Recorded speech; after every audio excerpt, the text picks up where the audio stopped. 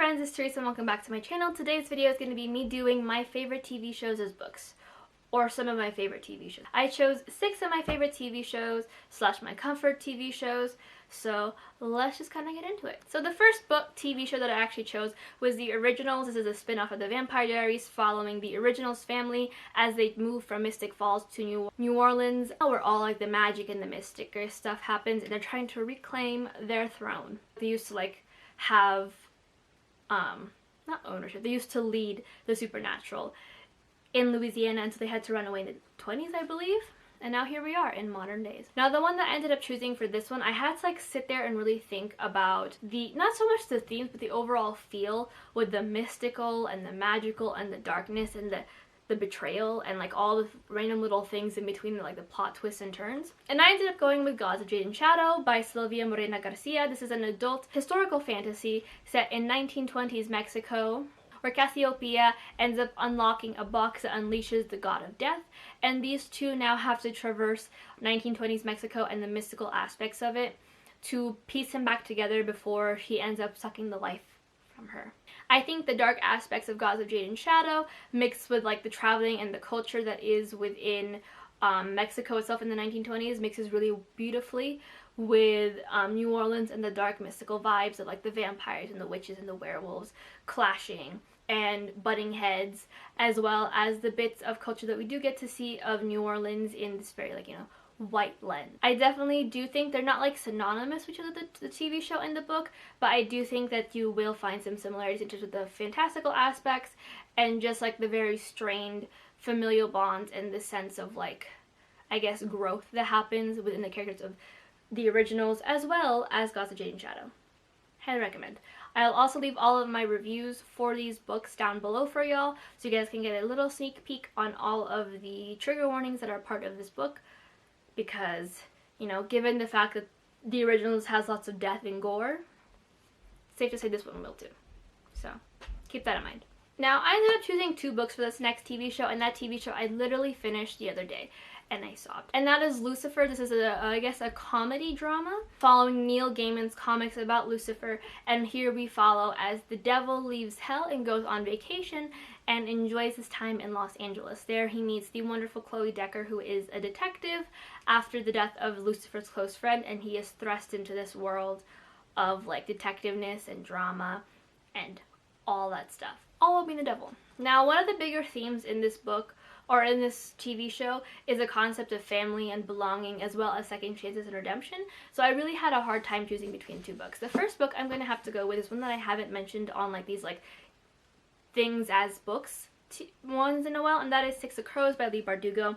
This is a YA high fantasy set as a spin-off of the Shadow and Bone series. This time we're following a group of criminals as they go on the biggest heist of their lifetime, trying to break someone out of an impenetrable prison in the frozen wastes of some place. I think in terms of family and belonging and just in general, there's like the idea of redemption fits really well with Six of Crows, just because they are a mishap family that found themselves and brought themselves together. On top of that, also throughout this duology, we see each character kind of redeem themselves, whether it's in with themselves, with their relationship, with how they view themselves, etc., etc. I really enjoyed that aspect of it, and I think that Lucifer had, like, in terms of having a very dark and troubled character in need of desperate redemption for himself and fighting that as the series goes on, probably a good fit. The other possibility I had that for that worked really well with the concept of family and mortality and time and destiny, all of which is also covered in Lucifer as the series progresses, and that's going to have to be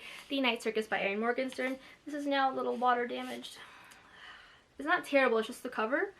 So we're good on that front, but it still just makes me sad. But this is an adult high fantasy or historical fantasy set, I believe, in the 1800s. Yeah, in the 19th century London, following these 2 magicians who are stuck in a competition that will have the other one, like a competition to the death to see which magician is the best. Now, during this competition, these 2 magicians end up falling in love with each other, which sets off not only forbidden romance, but also could be a catalyst to how the Night Circus finds himself. Now, like I said, the themes of this book in terms of magic and destiny and mortality and family and belonging. We see that a lot with the night circus, and not only the people that are in the night circus, but the people who come frequently to watch the night circus, to like visit the night circus when it pops up. I think, again, that aspect is shown a lot in Lucifer as we continue down with the series, as the concept of like free will and choice, as what Lucifer had like sacrificed his life for when it became to the fall, as well as his relationship with the other like celestial beings and Chloe Decker come into play. I think these two books probably will match up a little well with those themes, not so much like the discussions and the topics, but the themes of the book, as well as like kind of this one definitely will have some whimsy that Lucifer most definitely has, because Lucifer is a fun little character and I love him. The next one is actually a book series on its own, and that is The Magicians. I've already done a video where I talk about the Magicians characters as books, so I'll leave that link down below for y'all. But this one was particularly hard, one, because it is currently a book series. It's kind of hard to find a book. But the book so far is pretty accurate to the TV show in terms of like the plot and the progression, but not so much in terms of the ages of the characters. Well, they are, but they aren't. The message behind the Magicians is that happiness is a revolving thing. It constantly evolves, and it's not found in one place or a person or a concept. It's found in what you make of it. And there's one particular line that is used throughout this TV show, and that is, magic comes from pain. Now, with all these things, there's probably one book that I recommend a lot on the channel that's probably like popping up at you like right now. I decided to end up going with History's All You Left Me by Adam Silvera, not More Happy Than Not, though that would be a wonderful fit. This is a YA contemporary romance following young Griffin, who has just recently lost his boyfriend, and as he's mourning the loss of his boyfriend because he died, he ends up running into his boyfriend's new boyfriend, and the two of them bond over the grief. Now, I chose this one because of the first topic that I mentioned, the first theme, that happiness is an evolving feature. It's not something that remains stagnant in like a person or like a place or a memory. It's just something that you kind of find and changes over time as you change.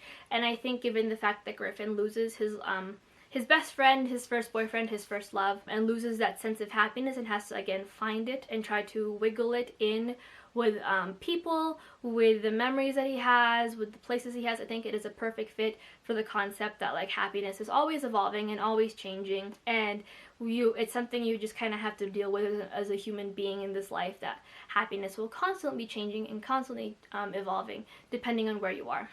The next TV show is actually a comfort show for me. That is the BBC's The Musketeers.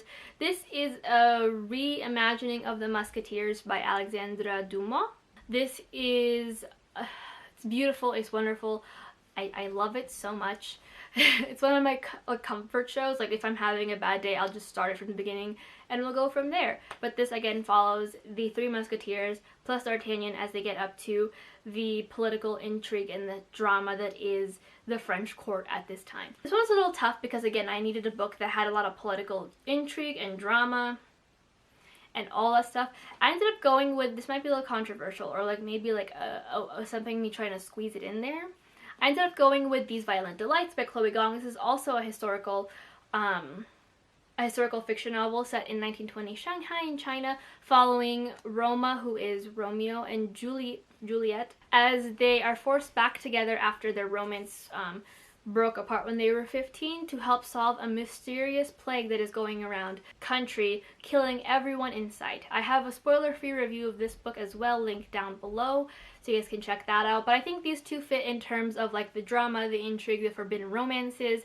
There's a lot of forbidden romances in The Musketeers, but as well as like the drama, the historical aspects, and the concept of like brotherhood and family.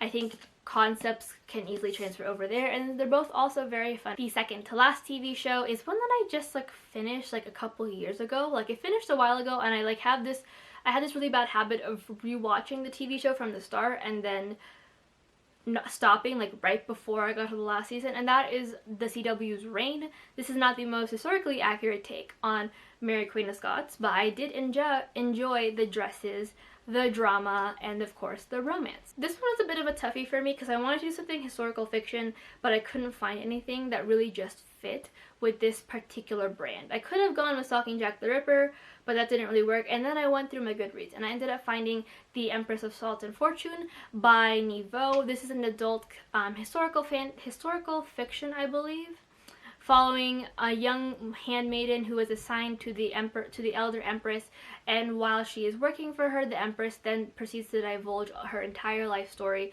of betrayal and love and what it meant to be a female empress at this time. I ended up giving this book, when I first read The Ark, a 3 out of 5 stars. I kind of do want to pick it back up again and see if I'll enjoy it as I am in a different headspace than I was when I had to read The Ark. But I think these two fit because they are both ruling female monarchs in a very male-dominated society, and in terms of, like, I think if Mary had lived to her full potential, like, you know, aged out and died at an old age, she would probably be also telling her history to someone who would be able to understand it and have a grasp on it. So I think these two worked pretty well. And the last one is actually the original Charmed. I am watching through the remake. I enjoy that one as well, but like, we gotta give props where props are due. The original Charmed, following 3 sisters, Piper, Prue, and Phoebe, as they come back to their childhood home only after their grandmother's death, I believe, only to find out that they are witches. This is another comfort show. My uncle introduced my sister and I to this when we were very young, and we have aggressively rewatched the series whenever it pops up on Netflix. Now, again, major themes in this TV show are sisterhood and magic, and like the concept of like loving each other.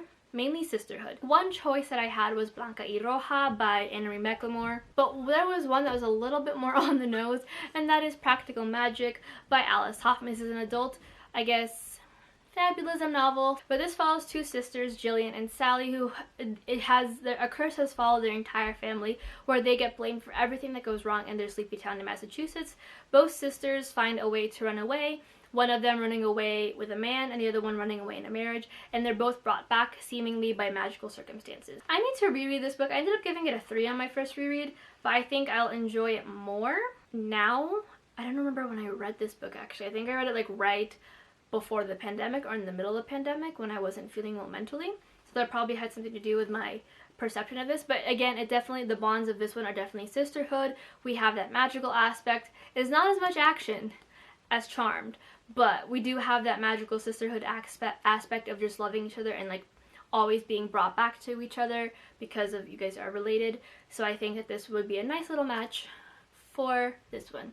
And I mean, like, it's practical magic. Who doesn't love it?